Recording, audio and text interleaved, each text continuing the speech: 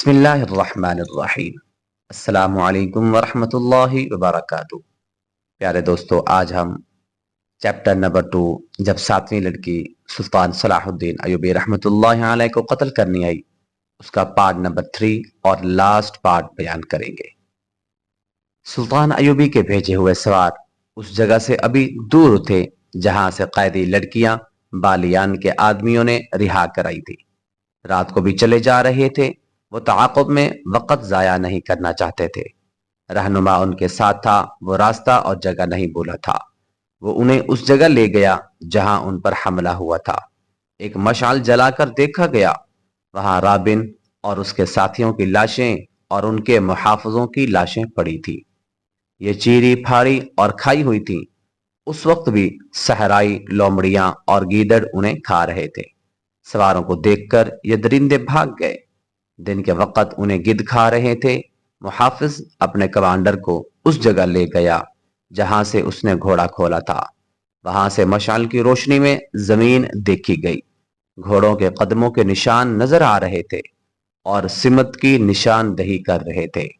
جدھر یہ گئے تھے، مگر رات کے وقت ان نشانوں کو دیکھ کر چلنا بہت مشکل تھا۔ وقت ضائع ہونے کا اور بھٹک جانے کا ڈر تھا۔ رات کو وہیں قیام کیا گیا۔ صلیبی پارٹی کے کیمپ میں سب جاگ رہے تھے۔ وہ بہت خوش تھے۔ کمانڈر نے فیصلہ کیا تھا کہ سحر کی تاریکی میں بحیرہ روم کی طرف روانہ ہو جائیں گے۔ اس وقت میگنا ماریوس نے کہا کہ مقصد ابھی پورا نہیں ہوا، صلاح الدین ایوبی کو قتل کرنا باقی ہے۔ کمانڈر نے کہا کہ یہ اس صورت میں ممکن تھا کہ وہ لڑکیوں کے پیچھے قاہرہ چلے جاتے۔ اب وہ قاہرہ سے بہت دور ہیں، اس لیے قتل کی مہم ختم کی جاتی ہے۔ یہ میری مہم ہے جسے موت کے سوا کوئی ختم نہیں کر سکتا، میگنا ماریوس نے کہا۔ میں نے صلاح الدین ایوبی کو قتل کرنے کا حلف اٹھایا ہے۔ مجھے ایک ساتھی اور ایک لڑکی کی ضرورت ہے۔ کمانڈر نے کہا کہ یہ فیصلہ مجھے کرنا ہے کہ ہمیں کیا کرنا ہے۔ سب پر فرض ہے کہ میرا حکم مانے۔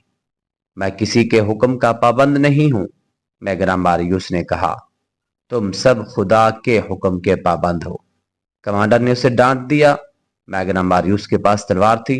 وہ اٹھ کھڑا ہوا اور کمانڈر پر تلوار سونت لی۔ ان کے ساتھی درمیان میں آ گئے۔ میگنا ماریوس نے کہا، میں خدا کا دھتکارا ہوا انسان ہوں۔ میں گناہ اور بے انصافی کے درمیان بھٹک رہا ہوں۔ کیا تم جانتے ہو مجھے 30 سالوں کے لیے قید خانے میں کیوں کیا گیا تھا؟ 5 سال گزرے۔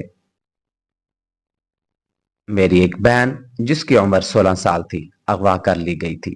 میں غریب آدمی ہوں، میرا باپ مر چکا ہے، ماں اندھی ہے، میرے چھوٹے چھوٹے بچے ہیں۔ محنت مشقت کر کے میں ان سب کا پیٹ پالتا ہوں۔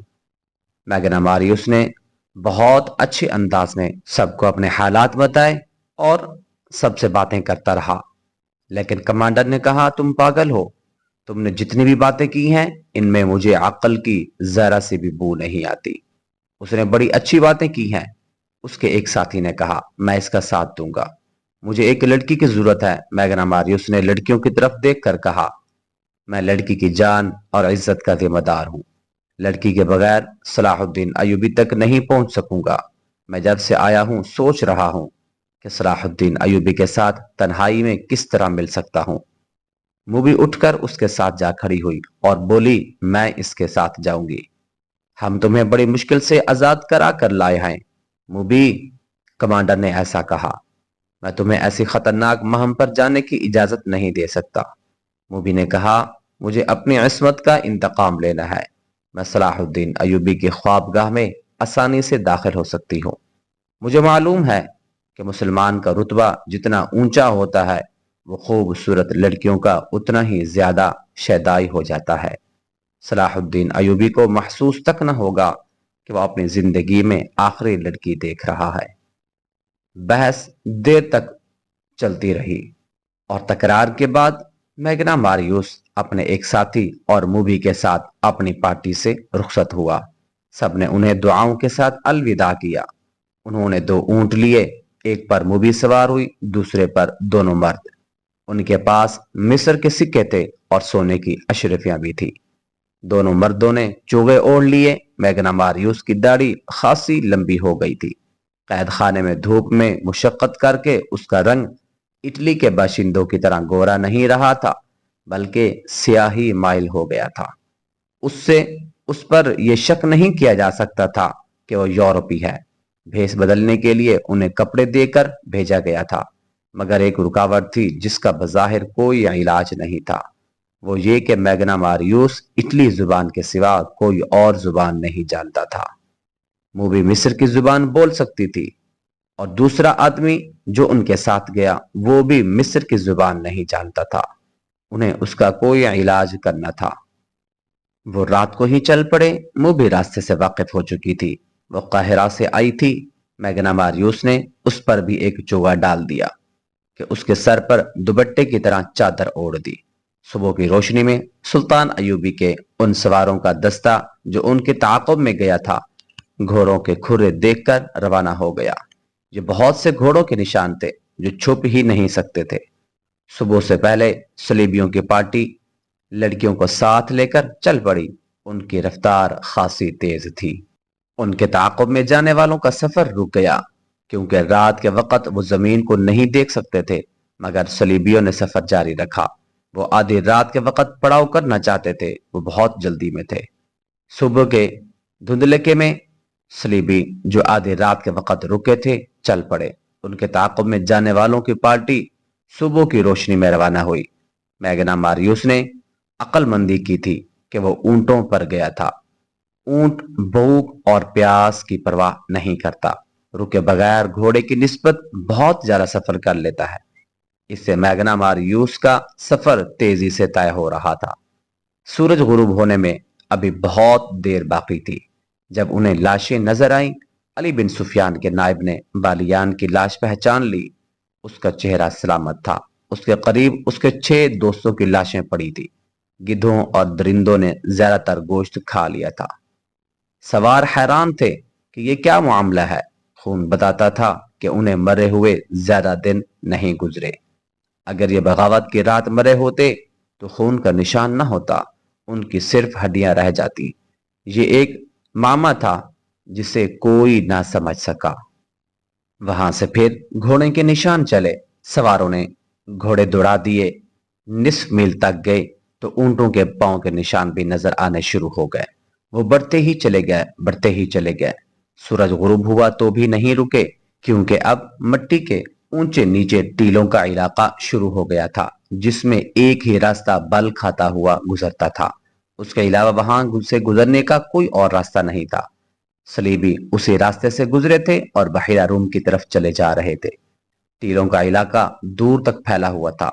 وہاں سے تعاقب کرنے والے نکلے تو رک گئے، کیونکہ آگے ریتلا میدان آ گیا تھا۔ صبح کے وقت چلے تو کسی نے کہا کہ سمندر کی ہوا آنے لگی ہے۔ سمندر دور نہیں تھا، مگر صلیبی ابھی تک نظر نہیں آئے تھے۔ راستے میں ایک جگہ کھانے کے بچے کچے ٹکڑوں سے پتہ چلا کہ رات یہاں کچھ لوگ رکے تھے۔ گھوڑے بھی یہاں باندھے گئے تھے۔ پھر یہ گھوڑے وہاں سے چلے۔ زمین کو دیکھ کر تعاقب کرنے والوں نے گھوڑوں کو ایڑیاں لگا دی۔ سورج اپنا سفر طے کرتا گیا اور آگے نکل گیا۔ گھوڑوں کو ایک جگہ آرام دیا گیا، پانی پلایا اور یہ دستہ روانہ ہو گیا۔ سمندر کی ہوائیں تیز ہو گئی تھیں اور ان میں سمندر کی بو صاف محسوس ہوتی تھی۔ پھر ساحل کی چٹانیں نظر آنے لگی۔ زمین بتا رہی تھی کہ گھوڑے آگے آگے جا رہے ہیں، اور یہ بے شمار گھوڑے ہیں۔ ساحل کی چٹانیں گھوڑوں کی رفتار سے قریب آ رہی تھی۔ تعاقب کرنے والوں کو ایک چٹان پر 2 آدمی نظر آئے۔ وہ اس طرف دیکھ رہے تھے۔ وہ تیزی سے سمندر کی طرف اتر گئے۔ گھوڑے اور تیز ہو گئے۔ چٹانوں کے قریب گئے تو انہیں گھوڑے روکنے پڑے، کیونکہ کئی جگہوں سے چٹانوں کے پیچھے جایا جا سکتا تھا۔ ایک آدمی کو چٹان پر چڑھ کر آگے دیکھنے بھیجا۔ وہ آدمی گھوڑے سے اتر کر دوڑتا گیا اور ایک چٹان پر چڑھنے لگا۔ اوپر جا کر اس نے لیٹ کر دوسری طرف دیکھا اور پیچھے ہٹ آیا۔ وہیں سے اس نے سواروں کو اشارہ کر لیا کہ پیدل آؤ۔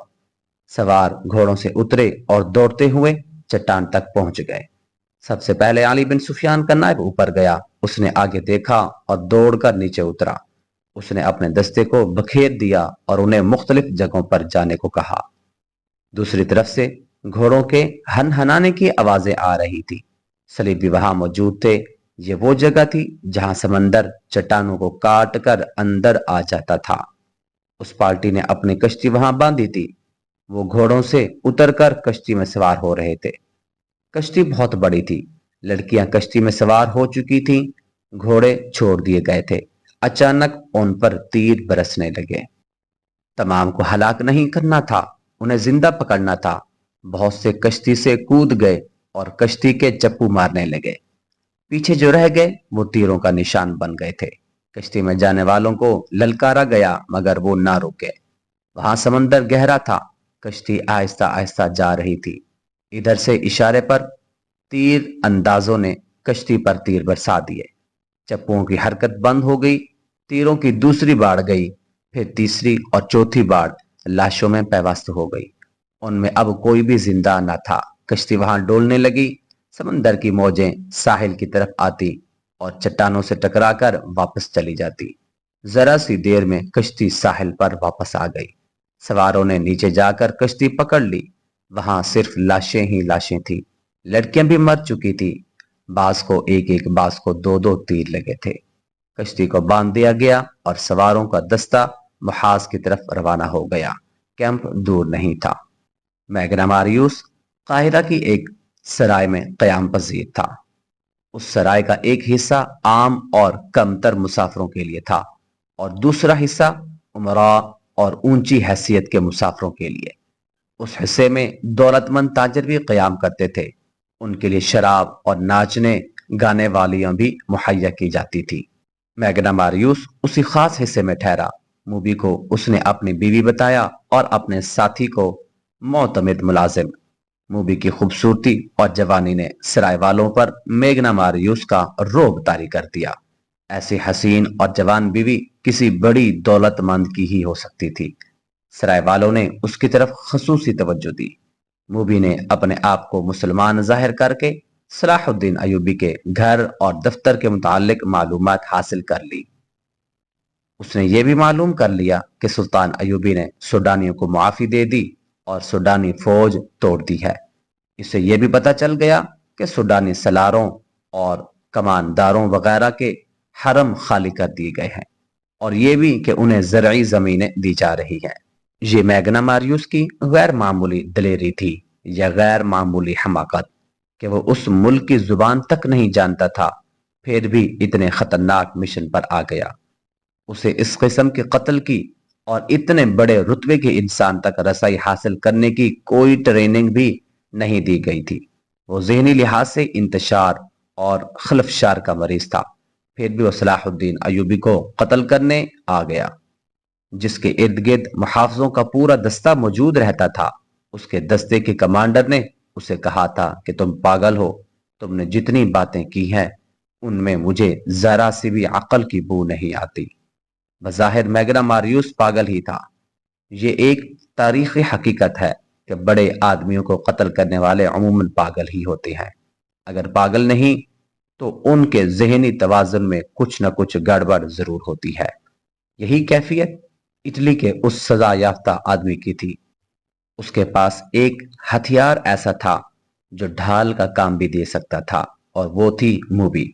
मूबी मिस्र की सिर्फ जुबान ही नहीं जानती थी बल्कि उसे और उसकी मरी हुई 6 साथी लड़कियों को मिस्री और अरबी मुसलमानों का रहन सहन, तहजीब व तमद्दुन और दिगर मुआशरती ऊंच नीच के मुतालिक लंबे अरसे के लिए ट्रेनिंग दी गई थी।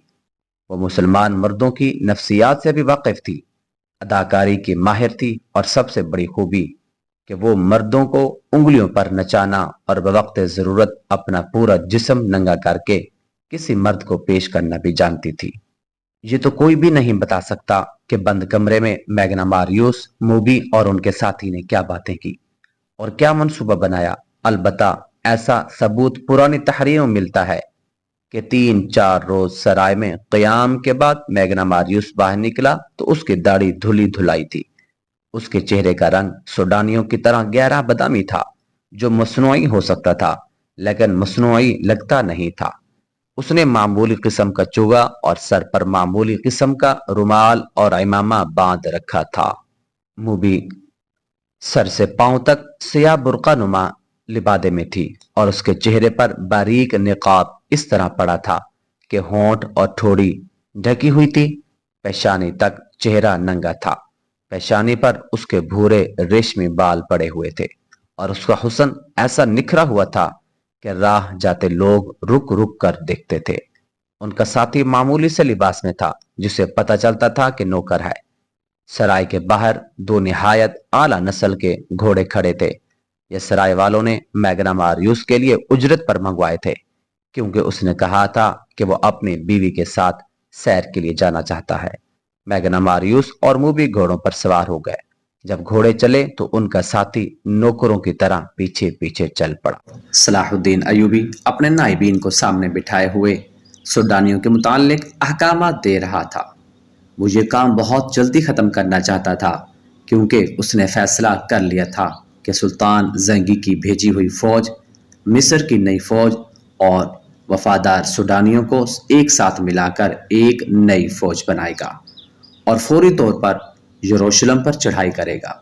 बहिरा रूम की शिकस्त के बाद, जबकि सुल्तान जंगी ने फ्रेंकों को भी शिकस्त दे दी थी, एक लंबे अरसे तक सलीबियों के संभलने का कोई इम्कान नहीं था। उनके संभलने से पहले ही सुल्तान अयूबी उनसे यरूशलेम छीन लेने का मंसूबा बना चुका था। इससे पहले वो सूडानियों को ज़मीन पर आबाद कर देना चाहता था, ताकि खेती बाड़ी में उलझ जाएं और उनकी बगावत का इम्कान न रहे। नई फौज की तंजीम और हज़ार सूडानियों को ज़मीन पर आबाद करने का काम आसान नहीं था। इन दोनों कामों में ख़तरा यह था कि सुल्तान अयूबी की फ़ौज और अपनी इंतज़ामिया में ऐसे आला अफसर मौजूद थे जो उसे मिस्र की अमारात के सरबराह की हैसियत से नहीं देख सकते थे। सूडानियों की फ़ौज को तोड़कर भी सुल्तान अयूबी ने अपने खिलाफ ख़तरा पैदा कर लिया था। उस फ़ौज के चंद एक आला हुकाम जिंदा थे। उन्होंने सुल्तान की इताअत कबूल कर ली थी, मगर अली बिन सुफियान की इंटेलिजेंस बता रही थी कि बगावत की राख में अभी भी कुछ चिंगारियां बाकी मौजूद हैं। इंटेलिजेंस की रिपोर्ट ये भी थी कि उन बागी सरबराहों को अपनी शिकस्त का इतना अफसोस नहीं जितना सलीबियों की शिकस्त का गम है, क्योंकि वो बगावत दब जाने के बाद भी सलीबियों से मदद लेना चाहते थे और मिस्र की इंतज़ामिया और फ़ौज के 2-3 आला हुकाम को सूडानियों की शिकस्त का अफसोस था, क्योंकि वो आस लगाए बैठे थे कि सलाहुद्दीन अयूबी मारा जाएगा या भाग जाएगा। ये ईमान फरोशों का टोला था, लेकिन सुल्तान अयूबी का ईमान मजबूत था। उसने मुखालिफिन से वाकिफ होते हुए भी उनके खिलाफ कोई कार्रवाई न की। उनके साथ नरमी से और खुलूस से पेश आता रहा। किसी महफिल में उसने उनके खिलाफ कोई बात न की, और जब कभी उसने मातहतों से और फौज से खिताब किया तो ऐसे अल्फाज कभी न कहे कि मैं अपने मुखालिफिन को मज़ा चखा दूंगा। कभी धमकी आमेज़ या तनसिया अल्फाज इस्तेमाल नहीं किए। अलबत्ता ऐसे अल्फाज अक्सर उसके मुंह से निकलते थे। अगर किसी के साथ ईमान को बेचता देखो तो उसे रोको, उसे याद दिलाओ कि वो मुसलमान है और उसके साथ मुसलमानों जैसा सलूक करो, ताकि वो दुश्मन के असर से आज़ाद हो जाए। लेकिन दर पर्दा मुखालिफिन की सरगर्मियों से बाखबर रहता था। अली बिन सुफियान का महकमा बहुत ही ज़्यादा मसरूफ़ हो गया था। सुल्तान अयूबी को ज़ेर ज़मीन सियासत की इत्तलाएं बाकायदगी से दी जा रही थी। अब इस महकमे की जिम्मेदारियां और ज़्यादा बढ़ गई थी। मुहाफ़िज़ों और शतरबानों के कत्ल की इत्तला भी काहिरा आ चुकी थी। इससे पहले जासूसों का गिरोह, जिसमें लड़कियां भी थीं, मुहाफ़िज़ों से नामालूम अफराद ने आज़ाद कर लिया था। इन दो वाक़यात ने यह साबित कर दिया था कि मुल्क में सलीबी जासूस और छापा मार मौजूद है, और ये भी ज़ाहिर होता था कि उन्हें यहाँ के बाशिंदों की पुश्त पनाही और पनाह हासिल है। अभी ये इत्तला नहीं पहुंची थी कि छापा मारों और लड़कियों को ऐन उस वक्त ख़त्म कर दिया गया है जब वो कश्ती में सवार थे। छापा मारों की सरगर्मियों को रोकने के लिए फ़ौज के 2 दस्ते सारे इलाके में गश्त के लिए गुज़श्ता शाम रवाना कर दिए गए और इंटेलिजेंस के निज़ाम को और ज़्यादा वसी कर दिया गया था। सलाहुद्दीन अयूबी कदरे परेशान भी था। वो क्या आज़म लेकर मिस्र में आया था, और अब सल्तनत इस्लामिया के इस्तेहकाम और वुसअत के लिए उसने क्या क्या मंसूबे बनाए थे। मगर उसके खिलाफ ज़मीन के ऊपर से भी और ज़मीन के नीचे से भी ऐसा तूफान उठा था कि उसके मंसूबे लरजने लगे थे।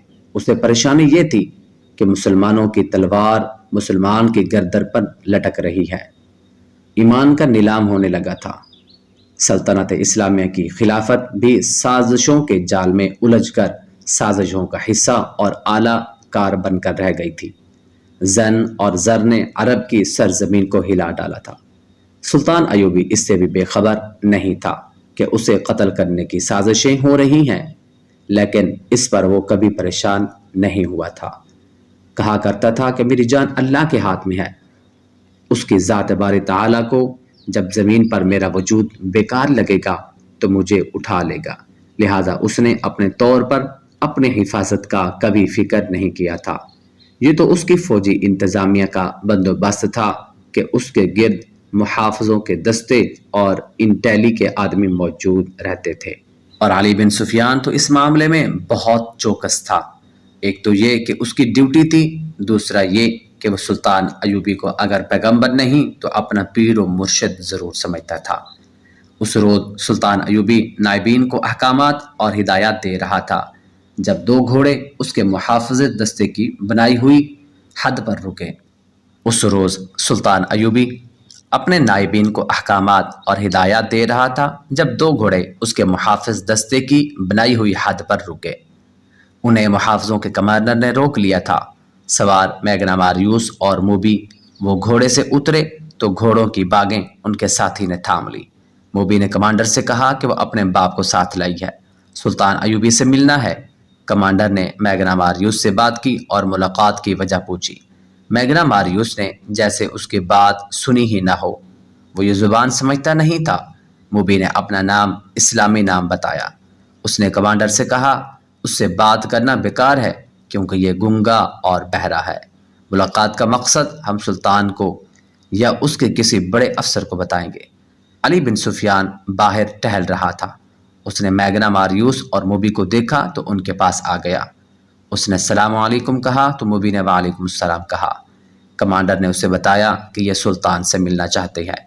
अली बिन सुफियान ने मैगना मारियूस से मुलाकात की वजह पूछी तो मूबी ने उसे भी कहा कि यह मेरा बाप है, गूंगा है और बहरा है।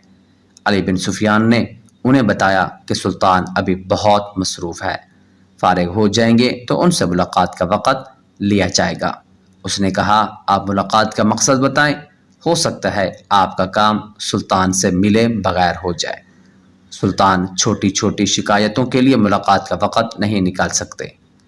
क्या सुल्तान अयूबी इस्लाम की एक मजलूम बेटी की फरियाद सुनने के लिए वक़्त नहीं निकाल सकेंगे? मूबी ने कहा मुझे जो कुछ कहना है वो मैं उन्हीं से कहूँगी, मुझे बताए बगैर आप सुल्तान से नहीं मिल सकेंगी।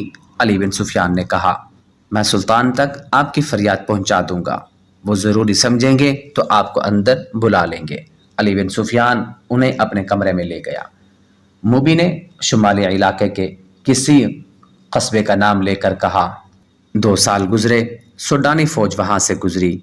मैं भी लड़कियों के साथ फ़ौज देखने के लिए बाहर आ गई। एक कमानदार ने अपना घोड़ा मोड़ा और मेरे पास आकर मेरा नाम पूछा।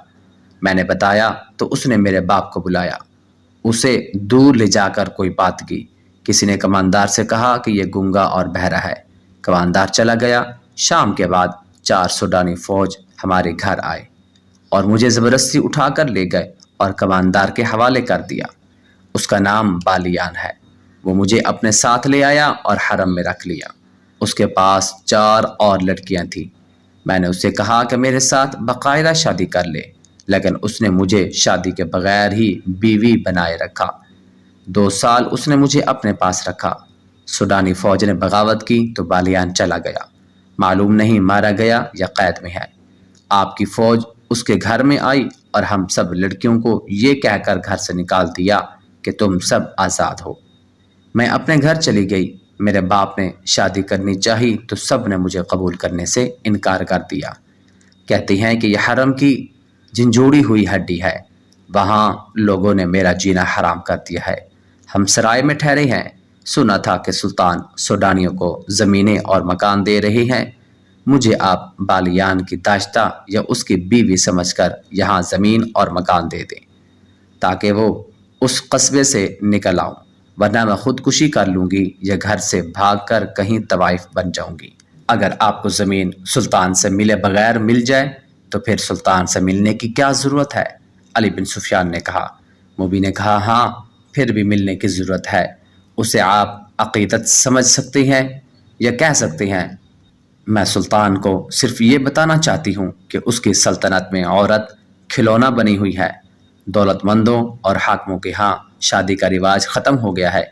खुदा के लिए औरत की इस्मत को बचाओ और औरत की अज़मत को बहाल करो। सुल्तान से ये कहकर शायद मेरे दिल को सुकून आ जाएगा। मैगना मारियूस इस तरह खामोश बैठा रहा जैसे उसके कान में कोई बात नहीं पड़ रही। अली बिन सुफियान ने मुबी से कहा कि सुल्तान को इजलास से फारिग होने दें, फिर उनसे मुलाकात की इजाज़त ले ली जाएगी। ये कहकर अली बिन सुफियान बाहर निकल गया। वो बहुत देर बाद आया और कहा कि वो सुल्तान से इजाज़त लेने जा रहा है। वो सुल्तान अयूबी के कमरे में चला गया और ख़ासी देर बाद आया। उसने मुबी से कहा कि अपने बाप को सुल्तान के पास ले जाओ। उसने उन्हें सुल्तान अयूबी का कमरा दिखाया। कमरे में दाखिल होने से पहले दोनों ने बाहर की तरफ देखा। गालिबन वो कत्ल के बाद वहाँ से निकलने का रास्ता देख रहे थे। सुल्तान सलाहुद्दीन अयूबी कमरे में अकेला था। उसने दोनों को बिठाया और मुबी से पूछा, क्या तुम्हारा बाप पैदाइशी गूंगा और बहरा है? हाँ सुल्तान मोहतरम, मुबी ने जवाब दिया, यह उसका पैदाइशी नक्श है। सुल्तान अयूबी बैठा नहीं, कमरे में टहलता रहा और बोला, मैंने तुम्हारी शिकायत और मुतालबा सुन लिया है। मुझे तुम्हारे साथ पूरी हमदर्दी है। मैं तुम्हें यहाँ ज़मीन भी दूंगा और मकान भी बना दूंगा। सुना है तुम कुछ और भी मुझसे कहना चाहती हो। मुबी ने कहा, अल्लाह आपका इकबाल बुलंद करे। आपको बता दिया गया होगा कि मेरे साथ कोई आदमी शादी नहीं करता। लोग मुझे हरम की झिंझोड़ी हुई हड्डी, फाहिशा और बदकार कहती हैं और मेरे बाप को कहती हैं कि उसने बेटी बेच डाली थी। आप मुझे ज़मीन और मकान तो दे देंगे, लेकिन मुझे एक खावंद की ज़रूरत है जो मेरी इज्जत की रखवाली करे। उसने झिझक कर कहा, मैं ऐसी बात कहने की जुर्रत नहीं कर सकती, लेकिन अपनी माँ की अर्ज दाश्त आप तक पहुँचाना चाहती हूँ कि आप अगर मेरी शादी नहीं करा सकते तो मुझे अपने हरम में रख लें।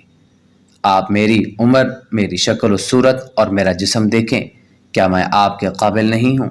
ये कहकर उसने मैगना मारियूस के कंधे पर हाथ रखकर दूसरा हाथ अपने सीने पर रखा और सुल्तान अयूबी की तरफ इशारा किया। ये इशारा शायद पहले से तयशुदा था। मैगना मारियूस ने दोनों हाथ जोड़कर सुल्तान अयूबी की तरफ किए और फिर मुबी के हाथ पकड़कर सुल्तान अयूबी की तरफ बढ़ाया, जैसे वो ये कह रहा था कि मेरी बेटी को कबूल कर लो। सुल्तान अयूबी ने कहा, मेरा कोई हरम नहीं लड़की। मैं मुल्क से हरम, कहबा खाने और शराब ख़त्म कर रहा हूँ। बात करते करते उसने अपनी जेब से एक सिक्का निकाला और हाथ में उछालने लगा। उसने कहा, मैं औरत की इज्जत का मुहाफ़िज़ बनना चाहता हूँ। ये कहते कहते वो दोनों की पीठ पीछे चला गया और सिक्का हाथ से गिरा दिया। टन की आवाज़ आई तो मैगना मारियूस ने चौंक कर पीछे देखा और फिर फौरन ही सामने देखने लगा। सुल्तान अयूबी ने तेज़ी से अपने कमरबंद से 1 फुट लंबा खंजर निकालकर उसकी नोक मैगना मारियूस की गर्दन पर रख दी और मुबी से कहा, ये शख्स मेरी ज़ुबान नहीं समझता, इसे कहो कि अपने हाथ से अपना हथियार फेंक दे। इसने ज़रा सी भी पसो पेश की तो यहाँ से तुम दोनों की लाशें उठा ली जाएंगी। मुबी की आंखें हैरत और खौफ से खुल गईं। उसने अदाकारी का कमाल दिखाने की कोशिश की और कहा, मेरे बाप को डरा धमका कर आप मुझ पर क्यों कब्जा करना चाहते हैं? मैं तो खुद ही आपको पेश कर रही हूँ। तुम जब महाज पर मेरे सामने आई थी तो तुम मेरी ज़ुबान नहीं बोलती थी, सुल्तान अयूबी ने कहा और खंजर की नोक मैगना मारियूस की गर्दन पर रखे रखी। उसने कहा, क्या तुम इतनी जल्दी यहाँ की ज़ुबान बोलने लगी हो? इसे कहो हथियार फौरन निकाल दे। मुबी ने अपनी ज़ुबान में मैगना मारियूस से कुछ कहा तो उसने चोगे के अंदर हाथ डालकर खंजर बाहर निकाला, जो इतना ही लंबा था जितना सुल्तान अयूबी के पास था। सुल्तान ने उसके हाथ से खंजर ले लिया और अपना खंजर उसकी गर्दन से हटाकर, बाकी 6 लड़कियां कहाँ हैं? آپ نے مجھے پہچاننے میں غلطی کی، موبی نے کانپتی ہوئی آواز میں کہا۔ میرے ساتھ اور کوئی لڑکی نہیں ہے۔ آپ کون سی 6 لڑکیوں کی بات کر رہے ہیں؟ سلطان ایوبی نے کہا، مجھے خدا نے آنکھیں دی ہیں اور خدا نے مجھے ذہن بھی دیا ہے جس میں وہ چہرہ نقش ہو جاتے ہیں جنہیں ایک بار آنکھ دیکھ لیتی ہے۔ تمہارا چہرہ جو آدھا نقاب میں ہے میں نے پہلے بھی دیکھا ہے۔ تمہیں اور تمہارے اس ساتھی کو خدا نے اتنا ناقص ذہن دیا ہے کہ جس کام کے لیے تم آئے تھے تم اس قابل نہیں۔ سرائے میں تم دونوں خامند اور بیوی تھے، یہاں آ کر تم باپ اور بیٹی بن گئے، مگر تم ہو کچھ بھی نہیں، اور تمہارا ایک ساتھی باہر گھوڑوں کے پاس کھڑا ہے، وہ تمہارا نوکر نہیں، اسے گرفتار۔ یہ کمال علی بن سفیان کا تھا۔ اسے موبی نے بتایا تھا کہ وہ سرائے میں ٹھہرے ہوئے ہیں۔ وہ ان دونوں کو اپنے کمرے میں بٹھا کر باہر نکل گیا اور گھوڑے پر سوار ہو کر سرائے خانے چلا گیا تھا۔ سرائے والوں سے اس نے ان کے حلیے بتا کر پوچھا تو سرائے والوں نے بتایا کہ وہ میاں بیوی ہیں اور ان کے ساتھ ان کا نوکر ہے۔ اسے یہ بھی بتایا گیا کہ انہوں نے بازار سے کچھ کپڑے بھی خریدے ہیں جن میں لڑکی کا برقع نما چوغا اور جوتے بھی تھے۔ انہوں نے علی بن سفیان سے کہا تھا کہ وہ میاں بیوی ہیں۔ اس نے اور کوئی تفتیش نہیں کی، ان کے کمرے کا تالا توڑ کر ان کے سامان کی تلاشی لی۔ اس سے چند ایسی اشیاء برآمد ہوئی جنہوں نے شک کو یقین میں بدل دیا۔ علی بن سفیان سمجھ گیا کہ سلطان ایوبی سے ان کا تنہائی میں ملنے کا مطلب کیا ہو سکتا ہے۔ اس نے ان کے گھوڑے بھی دیکھے تھے، اعلیٰ نسل کے تیز رفتار گھوڑے تھے۔ سرائے والوں سے ان کے گھوڑوں کے متعلق پوچھا گیا تو اس نے بتایا کہ یہ تینوں مسافر اونٹوں پر آئے تھے اور یہ گھوڑے لڑکی نے یہ کہہ کر منگوائے تھے کہ نہایت اچھے ہوں اور تیز رفتار ہوں۔ سرائے والے نے یہ بھی بتایا تھا کہ لڑکی کا خاوند گونگا ہے اور نوکر بھی گونگا معلوم ہوتا ہے، وہ کسی سے بات نہیں کرتا، دراصل وہ بھی یہاں کی زبان نہیں جانتا تھا۔ علی بن سفیان نے واپس آ کر دیکھا کہ اجلاس ختم ہو گیا ہے تو وہ سلطان ایوبی کے پاس چلا گیا، اسے ان کے متعلق بتایا اور وہ کہانی بھی سنائی جو لڑکی نے اسے سنائی تھی۔ پھر سرائے سے جو معلومات اس نے حاصل کی تھی اور ان کے سامان سے جو مشکوک چیزیں برآمد کی تھی وہ دکھائیں، اور اپنی رائے یہ دی کہ آپ کو قتل کرنے آئے ہیں، آپ سے تنہائی میں ملنا چاہتے ہیں۔ انہوں نے یہ منصوبہ بنایا ہوگا کہ آپ کو قتل کر کے نکل جائیں گے۔ جتنی دیر میں کسی کو پتہ چلے گا اتنی دیر میں وہ تیز رفتار گھوڑوں پر سوار ہو کر شہر سے دور جا چکے ہوں گے، اور یہ بھی ہو سکتا ہے کہ یہ لوگ آپ کو اتنی خوبصورت لڑکی کے چکر میں ڈال کر خواب گاہ میں قتل کرنا چاہتے ہوں۔ سلطان ایوبی سوچ میں پڑ گیا، پھر کہا، انہیں ابھی گرفتار نہ کرو، میرے پاس بھیجو۔ علی بن سفیان نے انہیں اندر بھیج دیا اور خود سلطان کے کمرے کے دروازے کے ساتھ لگا کھڑا رہا۔ اس نے محافظ دستے کے کمانڈر کو بلا کر کہا، ان دونوں گھوڑوں کو اپنے گھوڑوں کے ساتھ باندھ دو اور زینے اتار دو، اور ان کے ساتھ جو آدمی ہے اسے حراست میں بٹھا لو، اس کی تلاشی لو، اس کے کپڑوں کے اندر خنجر ہوگا، وہ اسے لے لو، ان احکام پر عمل ہوگا۔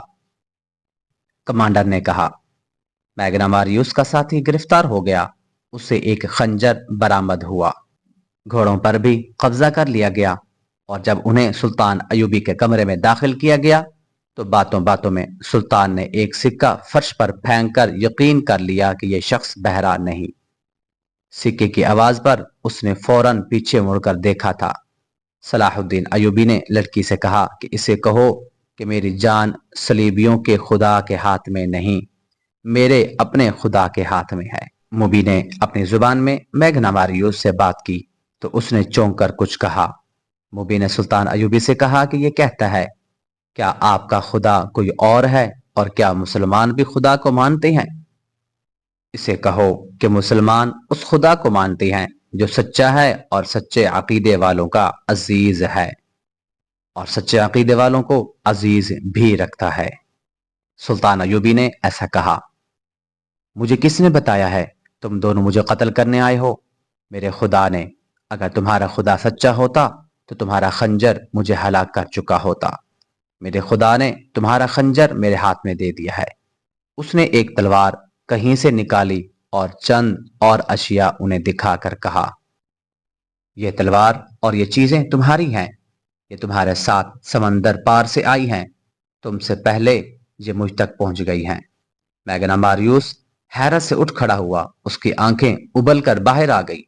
جتنی باتیں ہوئیں وہ موبی کی وساطت سے ہوئیں۔ میگنا ماریوس نے بولنا شروع کر دیا۔ وہ صرف اپنی زبان بولتا اور سمجھتا تھا۔ خدا کے متعلق یہ باتیں سن کر اس نے کہا، یہ شخص سچے عقیدے کا معلوم ہوتا ہے۔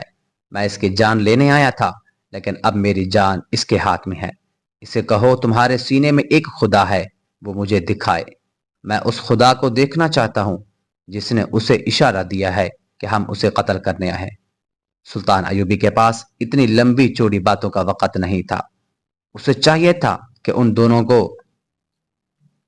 جلاد کے حوالے کر دیتا، لیکن اس نے دیکھا کہ یہ شخص بھٹکا ہوا معلوم ہوتا ہے۔ اگر یہ پاگل نہیں تو یہ ذہنی طور پر گمراہ ضرور ہے۔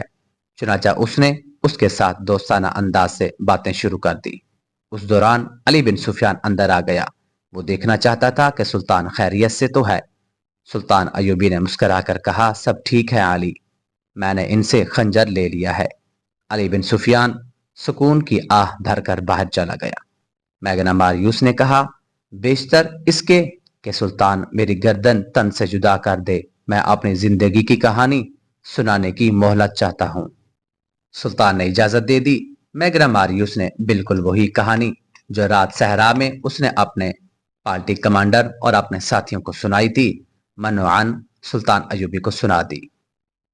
اب کہ اس نے صلیب پر لٹکتے ہوئے حضرت عیسیٰ علیہ السلام کے بت، کنواری مریم کی تصاویر اور پادریوں کے اس خدا سے جس سے وہ پادری کی اجازت کے بغیر بات بھی نہیں کر سکتا تھا، بیزاری کا اظہار اور زیادہ شدت سے کیا اور کہا، مرنے سے پہلے مجھے خدا کی ایک جھلک دکھا دو۔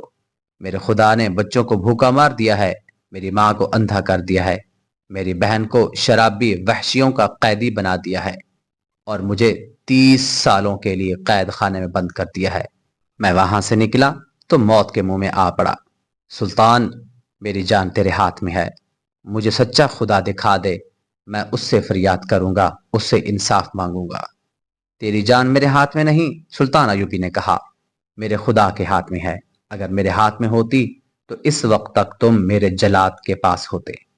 میں تمہیں وہ سچا خدا دکھا دوں گا جو تیری گردن مارنے سے پہلے مجھے روک رہا ہے، لیکن تجھے اس خدا کا سچا عقیدہ قبول کرنا ہوگا، ورنہ خدا تمہاری فریاد نہیں سنے گا اور انصاف بھی نہیں ملے گا۔ سلطان ایوبی نے اس کا خنجر اس کی گود میں پھینک دیا اور خود اس کے پاس جا کر اس کی طرف پیٹھ کر کے کھڑا ہو گیا۔ موبی سے کہا، اسے کہو میں اپنی جان اس کے حوالے کرتا ہوں، یہ خنجر میری پیٹھ میں گھونپ دے۔ میگنا ماریوس نے خنجر ہاتھ میں لیا، اسے غور سے دیکھا، سلطان ایوبی کی پیٹھ پر نگاہ دوڑائی، اٹھا اور سلطان کے سامنے چلا گیا۔ اسے سر سے پاؤں تک دیکھا۔ یہ سلطان ایوبی کی جلالی شخصیت کا اثر تھا یا سلطان کی آنکھوں کی چمک میں اسے سچا خدا نظر آ گیا کہ اس کے ہاتھ کانپے۔ اس نے خنجر سلطان ایوبی کے قدموں میں رکھ دیا۔ وہ دو زانوں بیٹھ گیا اور سلطان کا ہاتھ چوم کر زارو قطار رونے لگا۔ موبی سے کہا، اسے کہو کہ یا تو یہ خود خدا ہے یا اس نے خدا کو اپنے سینے میں قید کر رکھا ہے، اسے کہو مجھے اپنا خدا دکھا دو۔ سلطان ایوبی نے اسے اٹھایا اور سینے سے لگا کر اپنے ہاتھ سے اس کے آنسو پونچھے۔ وہ تو بھٹکا ہوا انسان تھا، اس کے دل میں مسلمانوں کے خلاف نفرت بھر دی گئی تھی اور اسلام کے خلاف زہر ڈالا گیا تھا۔ پھر حالات نے اسے اپنے مذہب سے بیزار کیا۔ یہ ایک قسم کا پاگل پن تھا اور ایک تشنگی تھی جو اسے ایسی خطرناک مہم پر لے آئی تھی۔ سلطان ایوبی اسے بے گناہ سمجھتا تھا، لیکن اسے آزاد بھی نہ کیا بلکہ اپنے پاس رکھ لیا۔ موبی باقاعدہ ٹریننگ لے کر آئی تھی اور مفرور جاسوسہ تھی۔ یہ وہ 7ویں لڑکی تھی جس نے صلیبیوں کا پیغام سوڈانیوں تک پہنچایا اور بغاوت کرائی تھی۔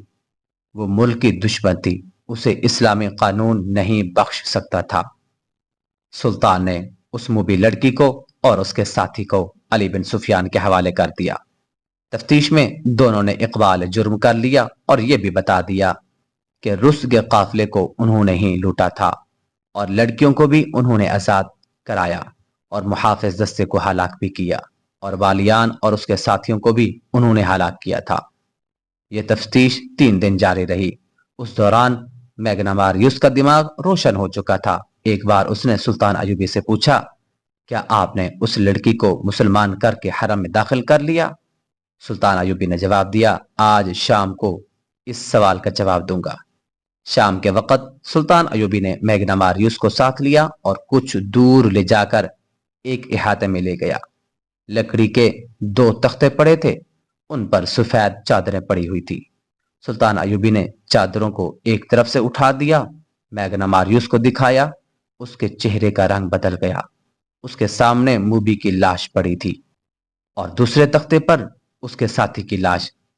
سلطان ایوبی نے موبی کے سر پر ہاتھ رکھ کر پیچھے کھینچا تو گردن کندھے سے جدا تھی۔ اس نے میگناماریوس سے کہا، میں اسے بخش نہیں سکتا تھا۔